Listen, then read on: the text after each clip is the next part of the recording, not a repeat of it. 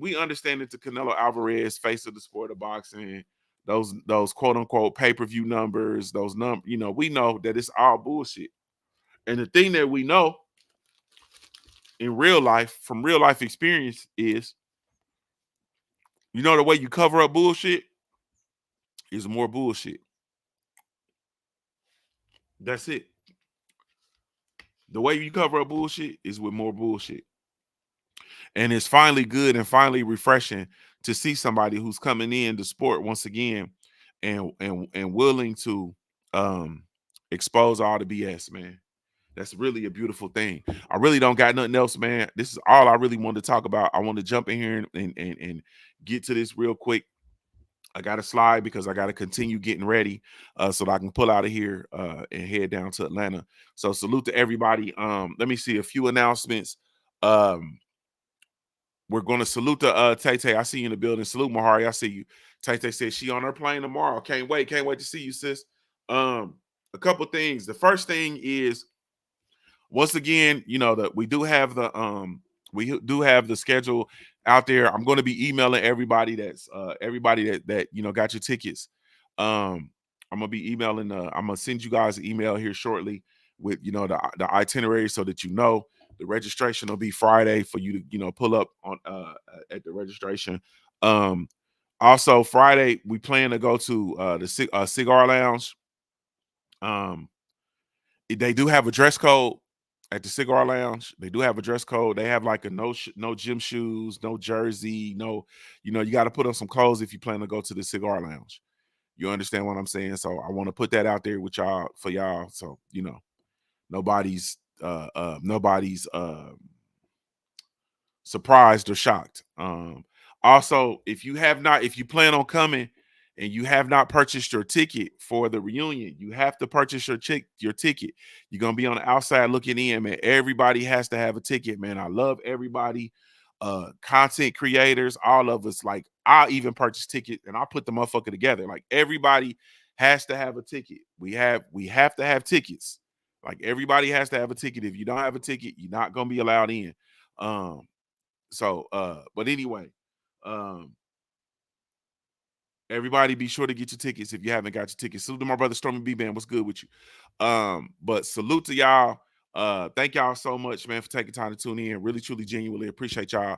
I gotta go because I gotta get moving and grooving. But this is JuniorTheTruth signing off, man. Give you a daily reminder to view your life like a paradise. Until your life looks like a paradise. I'm Ohio born, player made. If you don't know anything else about me at the end of the day, I gotta keep pushing, baby. We offer the best grooming products for you. Yes, all natural and handcrafted too. We wanna help be your swagger, your style, class, and luxury. Make our products tailor-made for you with high quality. Yeah. So get in style with the black, yeah. Company. To give you swagger, style, class, and luxury. In luxury, yeah. The black, gentleman, yeah. Company. To give you swagger, style, class, and luxury. In luxury, yeah. Located at www.theblackgent.com.